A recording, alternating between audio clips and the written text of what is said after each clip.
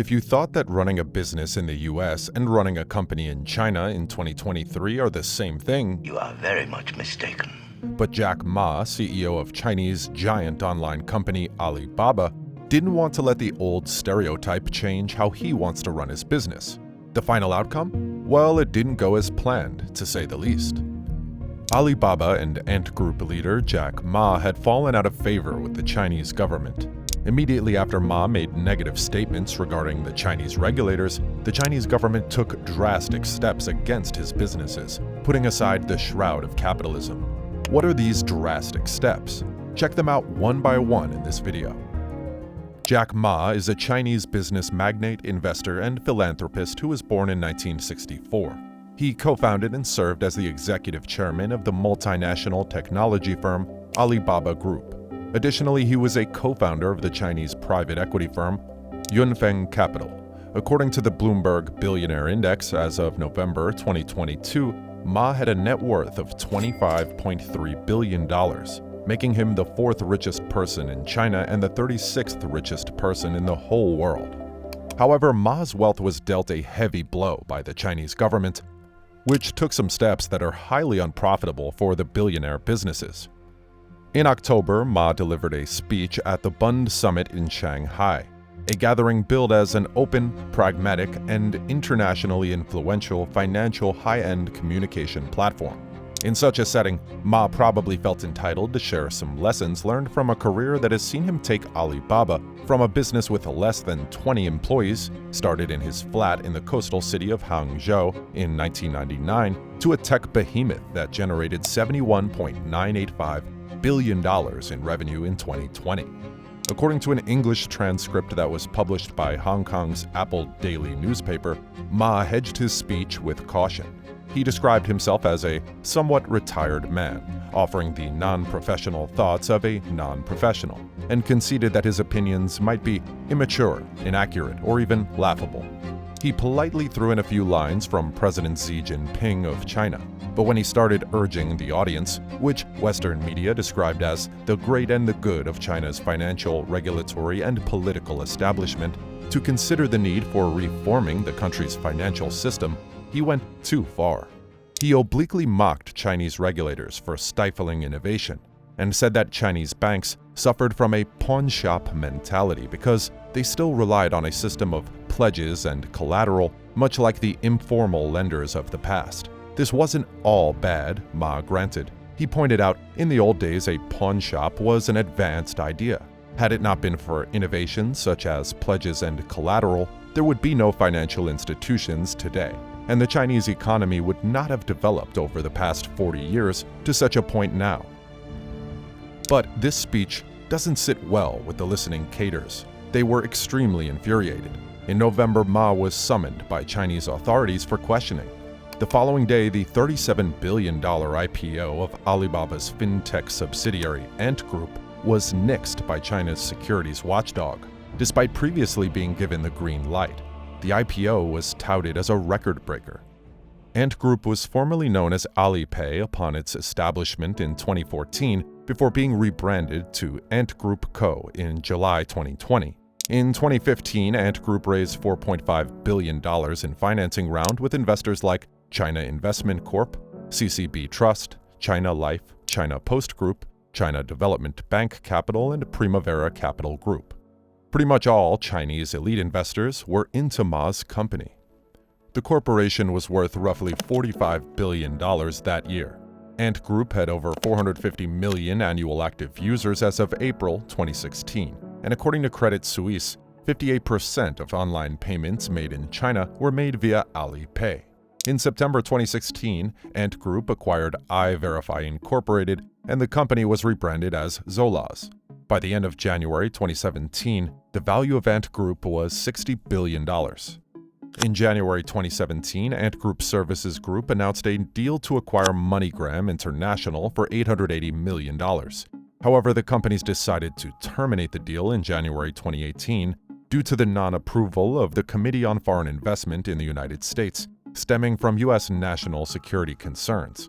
That same month, the Cyberspace Administration of China stated that Ant Group had failed to meet the country's personal data protection standards.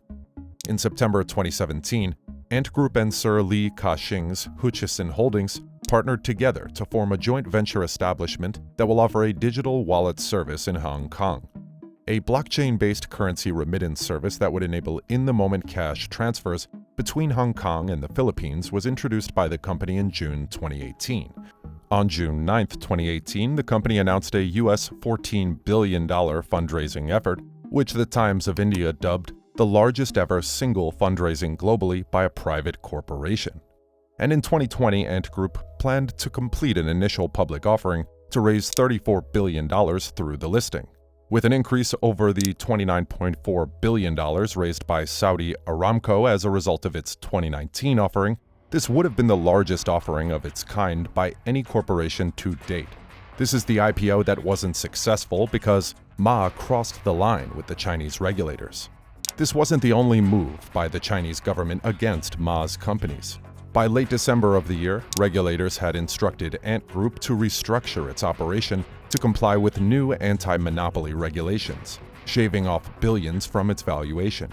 Then in late December, Ma was replaced by another Alibaba executive for the televised final episode of a business talent contest, with his picture removed from the judges' gallery. Meanwhile, in January, Ant Group declared that it would change its organizational structure to meet the demands of the Chinese central bank and the financial regulators. According to state spokesman, the Ant Group's consumer finance branch will be governed as a financial institution rather than a technology startup. With things going the opposite way for him, Ma had to lay low for almost 2 months after the incident. Later on, he officially stepped down as Alibaba's chairman and dedicated himself to philanthropic work. His Jack Ma Foundation delivered protective equipment in the wake of the coronavirus pandemic to 150 nations, including 500,000 testing kits and 1 million masks to the United States, with the message that we join hands with Americans in these tough times. Other initiatives include promoting entrepreneurship in Africa and China. Ma's incident with the Chinese government shows what China is like under Xi. Ma has become a great force with which to reckon in China. Always thought untouchable, he was well known in China for being a self-made tech mogul who didn't even know how to code. And he was such a great model for young entrepreneurs in China that he was given the name Daddy Ma. Ma delighted the Chinese audience with tales of repeated rejections. One such is that when KFC opened a store years ago in his hometown of Hangzhou, he was the only one out of the 24 applicants turned down.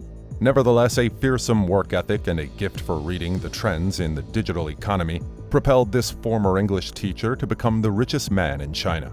Ma, a party supporter who frequently appeared alongside China's top leaders, even became a sort of unofficial ambassador when he met then-President-elect Donald Trump in January 2017, who promised to bring 1 million jobs to the US. "Jack and I are going to do some great things," he told reporters at the time. Being somewhat of a global business celebrity, Ma was tacitly trusted by the Chinese Communist Party to present a forward-thinking, modern image for the country's entrepreneurs. Official policy visions like Made in China 2025 and China Standards 2035, which seek to establish the regulations of next-generation trade and technology, read like chapters from the playbook of a man whose Ant Financial claims to have over 1.3 billion users of its Alipay mobile payment service worldwide. However, it is obvious that the CCP, led by President Xi, will not tolerate any challenge to its authority, no matter who the challenger is. Beijing is already nervous about systematic financial risks and rising debt in light of the faltering Chinese economy and escalating geopolitical pressures. This is no time to be calling, as Ma did, for a loosening of the system. And just as the seemingly unassailable titans of real estate, finance, and show business previously discovered, China's tech champion is learning that loyalty comes first in Xi's China. There is no so-called Ma era, read a recent headline in the CCP mouthpiece, People's Daily, but only an era that has Ma in it. Meanwhile, Ma isn't the only business owner dealt with, and Alibaba isn't the only tech company restructured by the Chinese government. The Chinese government is tightening its grip on private companies. Before Ma's speech in Shanghai, the CCP publicized new rules on how private enterprises could support the Chinese government now that risks and problems have significantly increased as a result of the expanded private economy. This obviously contradicts the several painful attempts made by Chinese-owned tech companies like Huawei, Tencent, TikTok, and Alibaba to portray themselves as independent of government control in the face of rising US pressure. Can someone change the system within? Probably not until the system leaders change. If so, there will be more Jack Ma's in the coming years. But this is why you should watch our new video on how the economy in 2023 will be nothing like we have seen in 2022. See you in the next video.